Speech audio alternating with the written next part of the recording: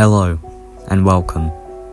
My name is Remskull, father to the home of phantoms and fables. Tonight, I'd like to tell you a story about how two children found in the woods became the subject of a debate that would last centuries. In the village of Woolpit in Suffolk, England, sometime in the 12th century, a local landowner named Sir Richard de Calne discovered two children in the woods near his home.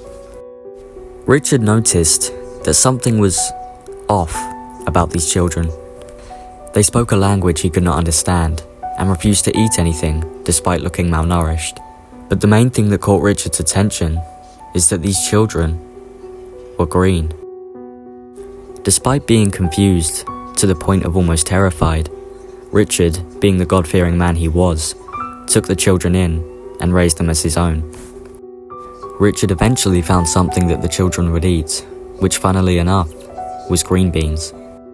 As time went on, the children adapted to other foods, learned English, and even their green skin faded. Unfortunately, the boy would die while he was still quite young, but people still had questions.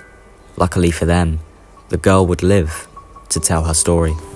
When asked where she came from, the girl would describe a place where the sun never shone and the light was like twilight. In another version of the story, the girl says that everything where she came from was green. She called this place St. Martin's Land.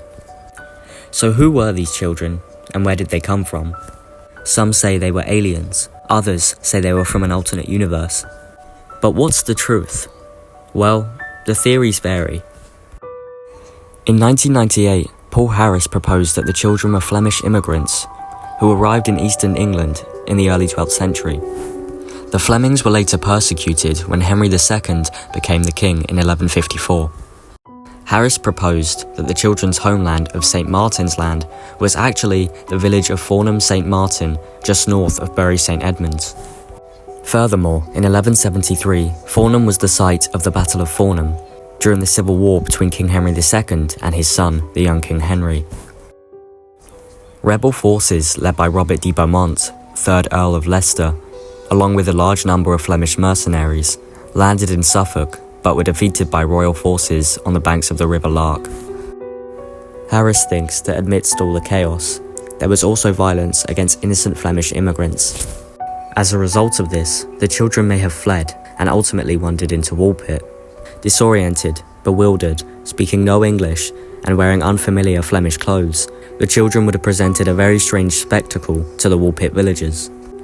But what about their green skin? Well, Harris believes that this was a result of a dietary deficiency known as hypochromic anemia.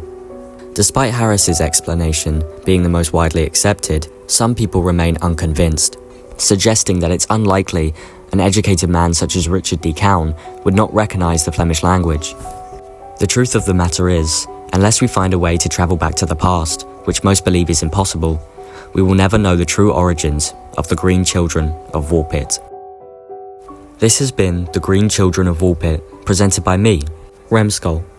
If you enjoyed this video, please consider subscribing as we continue our journey through the chilling world of phantoms and fables.